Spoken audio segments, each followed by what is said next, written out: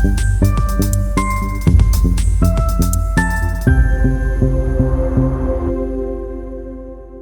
let's begin. Let me first share with you about this amazing academy, the first school for gifted orphans. The Oasis Academy is a nonprofit international boarding school for young people who come from foster care, homelessness, and trafficking.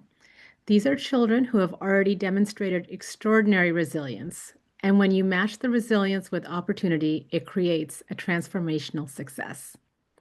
Our mission is to identify and invest in these high potential young people, providing them with the tools, community, and education necessary to become the next generation of leaders, CEOs, reformers, and entrepreneurs. The speaker series that you've joined today is designed as a virtual 1 hour session of powerful storytelling, honest conversation, and shared wisdom from thought leaders and individuals who have lived a life of resilience in foster care, orphanages, sex traffic, and homelessness. Together, we'll explore healing, identity, and hope. So, without further ado, it is my honor and pleasure to introduce you to Valerie Morrison, a Ukrainian born, adopted at age 11 from an orphanage in Byla Sirskova. Did I say it right, Valerie? She grew up attuned to the invisible dynamics of survival, identity, and belonging. That early sensitivity evolved into a fascination with human behavior, how we make choices, protect ourselves, and find our way back to connection. After graduating from UCLA, she began her career in finance before finding her way into product design.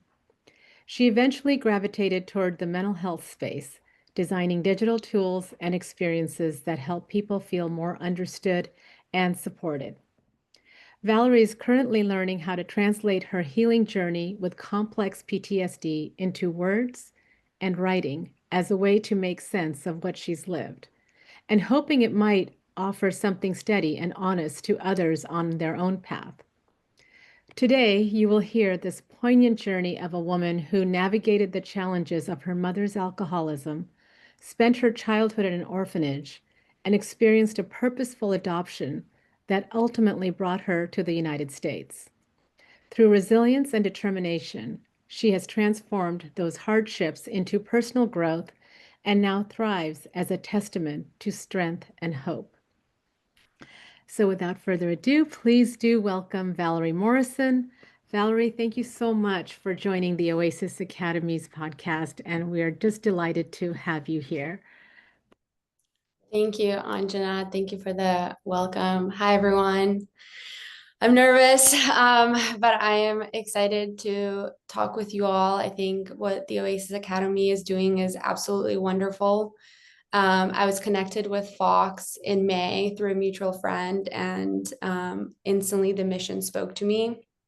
I think the orphan kind of foster care path isn't very well understood to the general public, and the identity crises that you could go through. So I'm excited to share my story in hopes that it helps shine a light on other orphan stories as well. Thank you, Valerie. Thank you for sharing that. So let's jump in and let's start from the beginning. Where were you born? What were the circumstances? And let's go there. Yeah, so I was born in Ukraine in the city called Byla Tserkva, and I was born to a single mother. My father was never in the picture. It was like a one-night stand. He had his own family. My birth mother moved to Ukraine when she was 17 or 19 to find work. I was born in 1995, so it was a few years after the Soviet Union fell apart, and she was working for a factory. It was like factory number one in Byla Tserkva. And she didn't have any family around her either. And we lived in, we were pretty poor, poverty.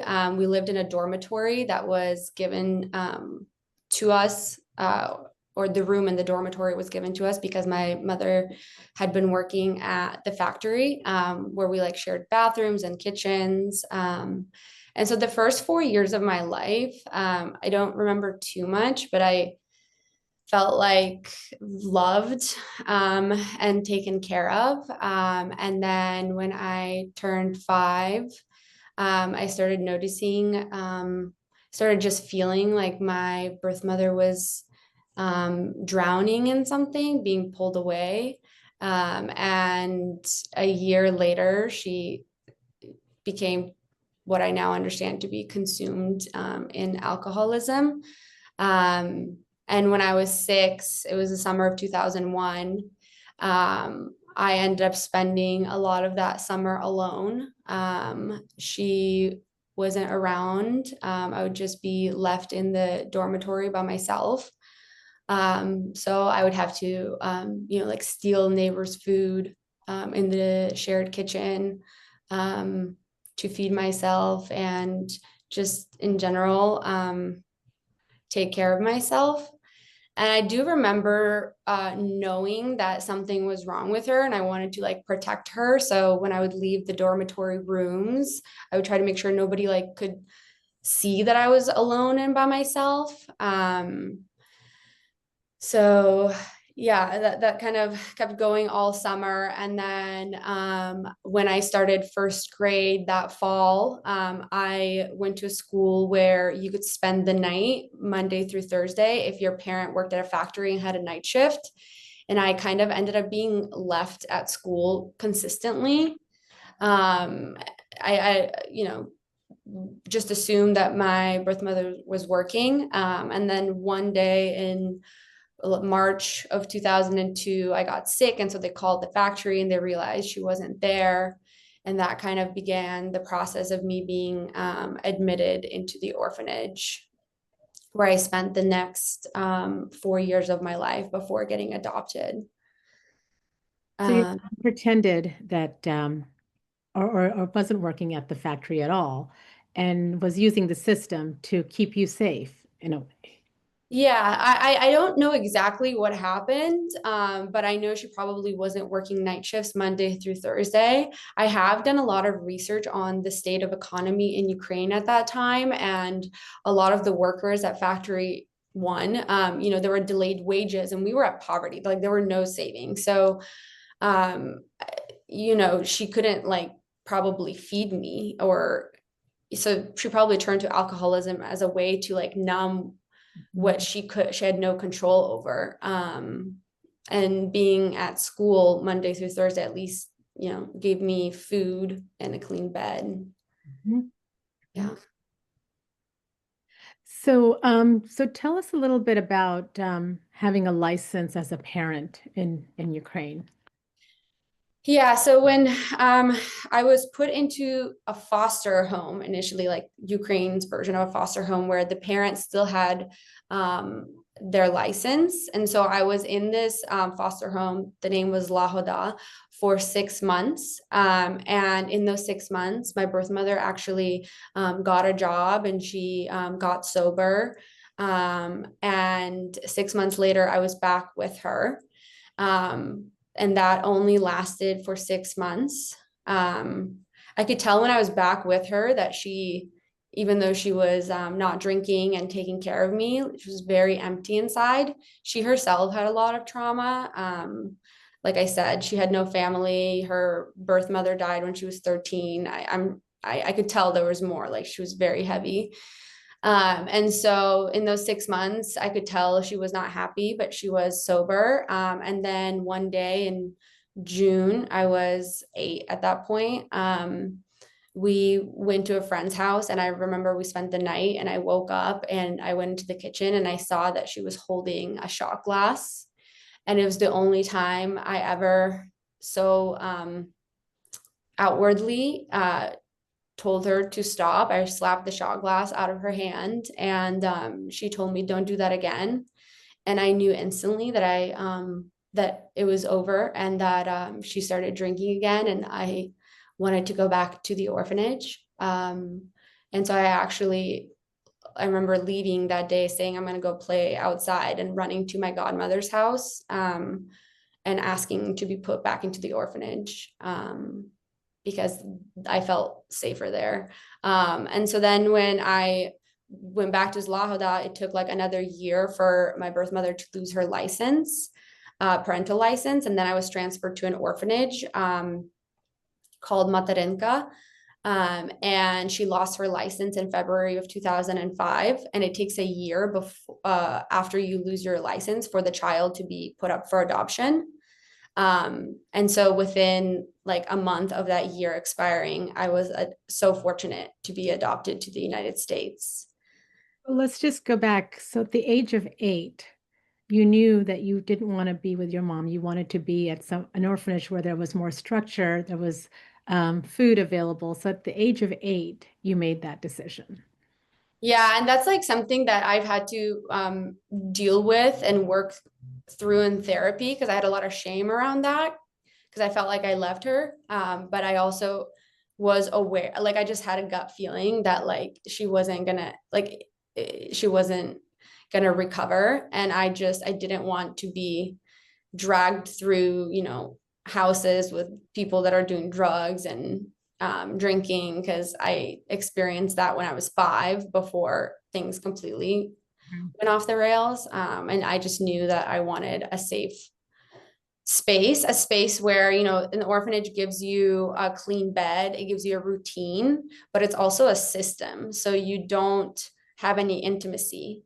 All of the kids I was with, we were all like, you're depressed, but you have structure that you didn't when you were with your parent.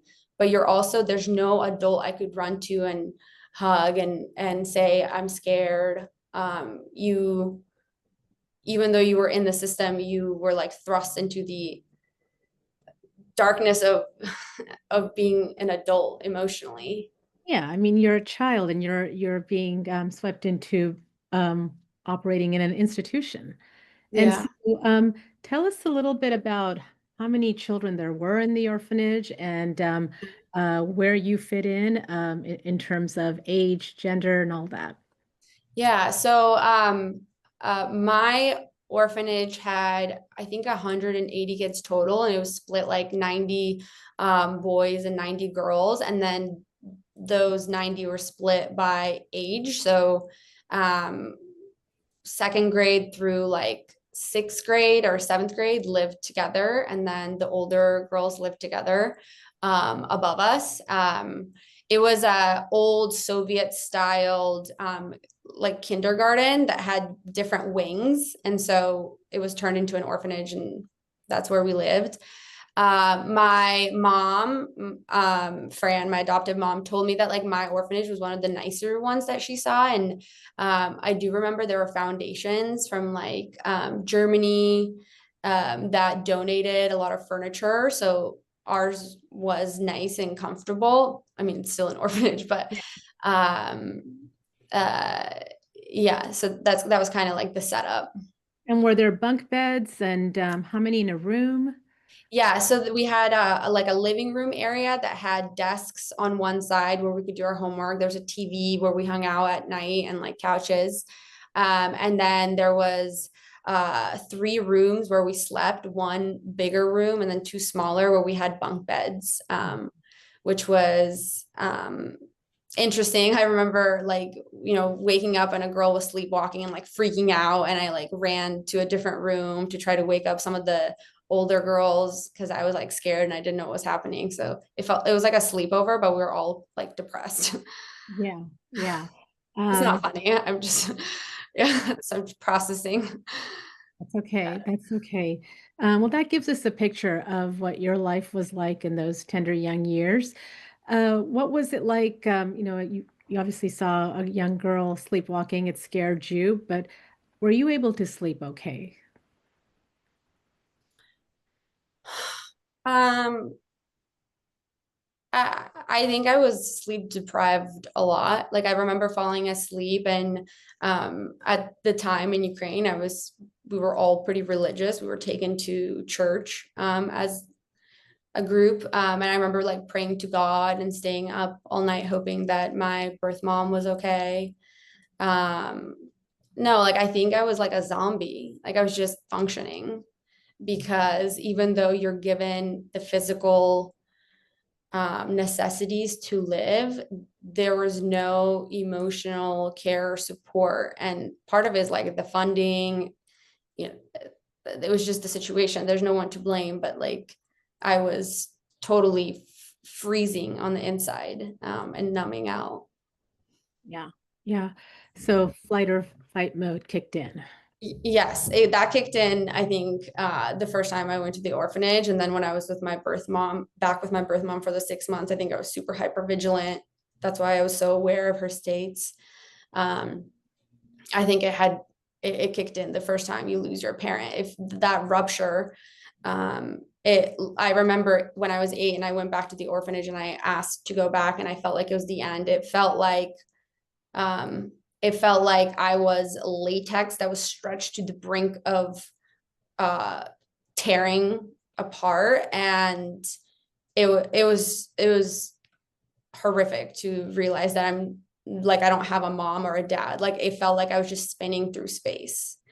You have no sense of uh, who you are, how are you going to survive, and that's where fight or flight is comes in and ends up saving you. Yes, it was a mechanism to keep you going at that. Right. Right, right. Um, Now, you also talked to me about how the children would fight often every day, and that's obviously trauma related. Depression was there. Um, did you ever get into a fight with anyone?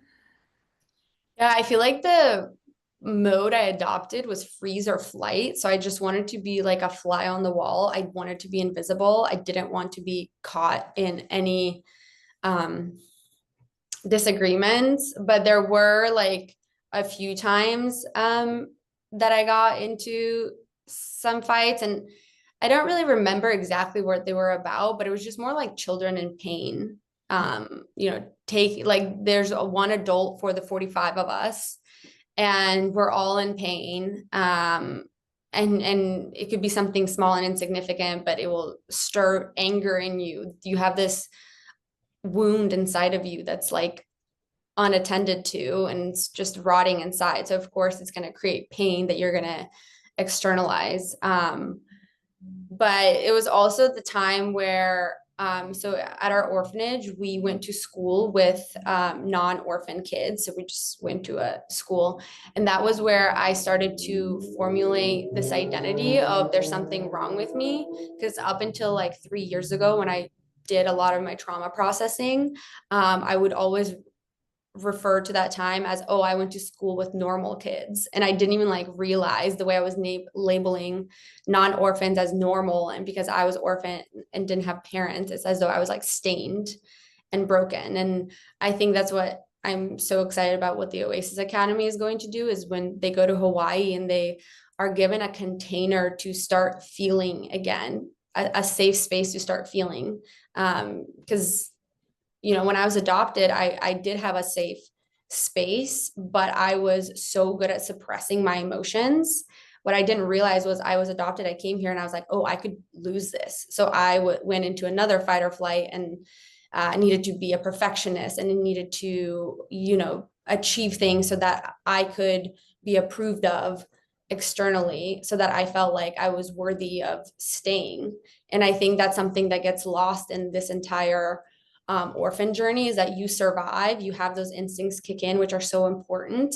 But then as you are in a safe space, or you become an adult, you have this wound inside of you that hasn't been attended to. And so it will drive your decision making. It will fatigue you until you finally, look at what's going on inside. But to do that is absolutely terrifying. And so you need the support and the resources and the safe space, that like a container to fall apart in. Yeah. Yeah, and thank you for saying that because that is exactly the intention of the Oasis Academy is to our first cohort will be age 8 to 12 or 13, and it's we'll have a team of professionals and all types of therapeutic modes to calm their nervous system down and just let them lead us uh, to help them with their educational goals and their mental health success too. So, so you have a very interesting coincidences that happened in terms of your adoption. And so you're 11 at the orphanage, or at the orphanage, and um, and a woman from United States comes to visit, and walk us through how that adoption came about. Yeah. So I've told Anjana this, but I have a pattern of single women that have been in my life. My birth mother was a single woman. When I was in the orphanage for a summer, I was sponsored to Spain by a single woman. And my adoptive mom, Fran, she's a single mom, and she had sponsored children from Ukraine and Russia before, and she went to Ukraine, and we met on February 20th, 2006. It was a Monday. And 3 days later, that Thursday, she decided to adopt me. And this is where I've kind of realized how my own perception had been my survival tool all of my life, because I remember being called from school to go back to the orphanage. And I arrived, and the director told me, there's a woman here that wants to meet you. She's thinking about adopting you. And she asked if I wanted that. And I instantly said yes, because as a 11-year-old, having seen American movies, I was like, I knew this was like my ticket out. I knew that this was this is my lottery. And so I remember like my mom playing games with me to try like to just to kind of check like how check my personality, like, making sure that I'm all there. And I remember being so aware that these were games that I had to pass so that I got this chance to come to America. And so then that April, I arrived in Boston with my mom, and she was so nervous. We had to go through like immigration, customs. She forgot to move our baggage off the flight, and we left it in Boston. But I was so excited. I was so excited. As we were landing, I was yelling like, America, America. That's what my mom always tells me. But yeah, and then so we landed in Boston, and then we took a flight to San Francisco, and that's where my adoptive grandparents were, my aunt, my cousins. It was very overwhelming to think that within 3 months, my life changed so quickly. And I wanted to do nothing more but to forget my entire life before that. And so I just suppressed it. And I do have like high functioning PTSD, complex PTSD. So I was able to for a long time hide a lot of the pain that I was feeling. Yeah, so you were always striving to be perfect, striving to putting on a mask and a show that nothing can ever go wrong, and Yeah. putting that intense pressure on yourself constantly. Yeah. It was like I had to be, once I processed all of it, what I realized was happening was I felt like I had to be perfect, because at any point, whoever I'm with, it was like a competition of, are you going to get picked? Because I got picked out of a group of kids. So I felt like I had to continuously like prove myself, because as a child, the narrative I created in my head was, oh, I must have done something right to get picked. And so I have to keep doing things right to get picked. And you end up needing external validation, and you are so like, I built a fortress inside of me, like the little girl, the 4-year-old little girl. I have a picture of her right here, my little inner child. Uh, I knew I had to protect her, but that meant I built a fortress, and over time I became so identified with my mask. I forgot that that's not who I am. Those are just my defense strategies and my survival mechanisms. And once I was adopted, like I was safe, but the battle continued, inside myself. And once again, it's why I think before anything, giving children the space to start feeling what they just experienced is so important, because if they're a perfectionist, if their survival mode is flight, to be the best, to work really hard, it's going to catch up at some point. And it caught up to me. And, like, nobody knew that I needed the support that I needed earlier. I didn't know that. If somebody would have told me to go to therapy, I would have been like, I don't need therapy. I'm totally fine. I can talk about my childhood, no problem. But you need that safe space to start like thawing. Right. So you got thrust into this American life, and all you wanted was to be the all-American girl, go shopping, buy CDs, have this wonderful life. And yet inside of you, you said to me you felt really dirty because of your past. And Yes. and you kept shoving it down, shoving it down.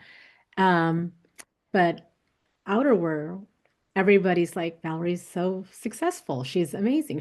You are amazing. And then you go off to college, which is Yes. excellent and another achievement. But something happened when you started living in the dormitories. Yes. So I was adopted when I was 11, and they put me a year back so I could learn English. So when I was 19, I was starting at UCLA. And I think those years at home gave me this little safe bubble where I could suppress and control things and nothing came up. And then when I started at UCLA, the dorms essentially started triggering me because they mimicked the orphanage. I was with kids that were my age. We were going to cafeterias to eat lunch, breakfast, and dinner. And I started totally unraveling, and I was trying to do everything I could to escape myself, to not be with the thoughts or memories, really the like somatic, visceral memories that were threatening to emerge. And I was running on the cross country team. I was trying to go to all the parties. I was trying to like be everything. I was like, I don't understand why I feel like I am numb, but also like some explosions about to happen inside of me. And I ended up getting fractures in my sacrum, in my right sacrum, which put me, I wasn't able to run, which was difficult. And that like activated my depression. And then I tried to get back on the team, once again, pushing super hard. I got more fractures. And so I had to like medically retire. And I remember telling my best friend that I was going to medically retire. And I felt so ashamed. Like I felt like I was so weak and like broken, which is like crazy to think that. And it seems like, oh, it's just a cross country team. But to me, I was like giving up life. And so that was when I first started to go to therapy, but it was only like a few sessions. And I was very strategic with what I said to my therapist because I didn't want to touch anything. So I wanted like a solution to why I'm freaking out that I'm going to not do well in differential calculus. Like it felt like I was going to fall into a black hole. And once again, it seems so stupid because it's like a math class, but it felt like I was about to die. And I wouldn't touch upon my childhood because I didn't want to go there. So I would, strategically like maneuver the conversation.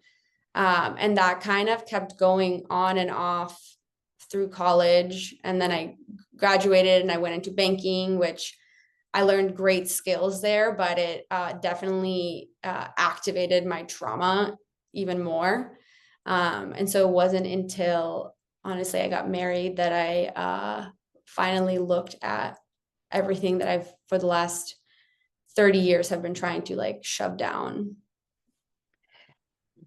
That's a lot. That's huge. And we were talking earlier how our bodies are so smart. And your system can only take so much of shoving it down and just and then your body starts to break apart. And for you, it was fractures while you were running. So here you are, moving forward as best as you can, and you decide to see an adoptive therapist. Yes. So yeah, this was at the end of college. It was right before I went into investment banking. I found a very incredible therapist. She was kind of the first person who made me admit to myself that I went through trauma. Like I was full on delusional. I was like, oh, well, I survived. Like I'm this like rare case where I wasn't affected. And she told me about anxiety and depression. Because I also was like, oh, anxiety is not real, depression's not real. She started helping me like float back into my body because I had been so dissociative for most of my college and childhood. And I finally started to like understand that what I went through was traumatic and that it had affected me. And that was really painful because for me to admit that I was traumatized meant like I'm broken. And that's been like the narrative belief I have fought against my entire life. Like my birth mother, obviously, I now know she was an alcoholic and like she was fighting an illness and it wasn't about me, but it felt as a child that I wasn't enough. And so I wasn't chosen. And I wasn't enough for her to fight for me. And then when I moved to America, I have this dirty stain of being an orphan and unwanted. And all these kids have their parents, and so they're wanted. And so being with Paula, my adoption therapist, finally made me realize that my past like wasn't baggage that I had to get rid of. That's like what I was spending most of my energy on, suppressing, trying to like get rid of. And that it shaped me. It was the experience of life, but it was just like a lot to unpack. So I got to a point of just accepting that it happened, but I hadn't kind of opened the Pandora's box. And then when I got married 2 years ago, and leading up to that, I was really struggling with a lot of anxiety, and I knew it had nothing to do with me getting married. Like my husband's wonderful. It was that I was like committing to a person that could hurt me the way that I had been hurt when I was little.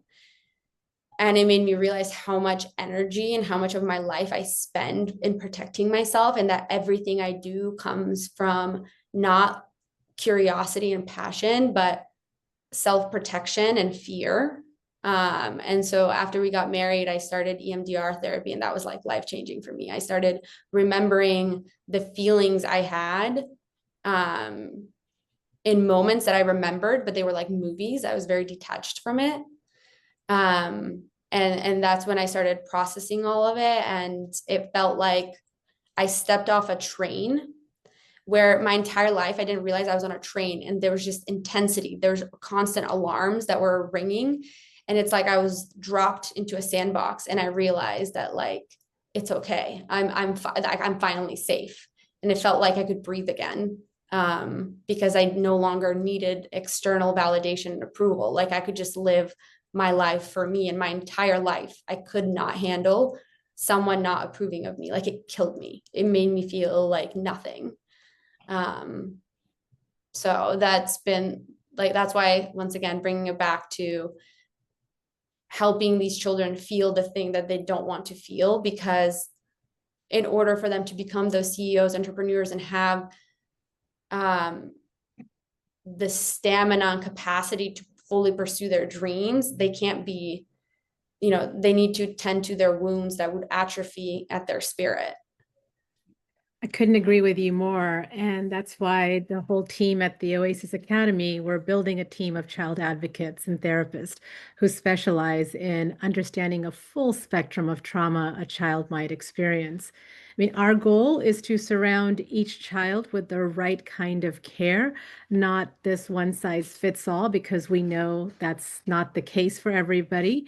And so through that, we're going to have multiple approaches, whether it's art therapy, equine therapy, sound therapy, or other modalities, because we understand and we know that every child responds differently. And not every child is ready to heal in the same way.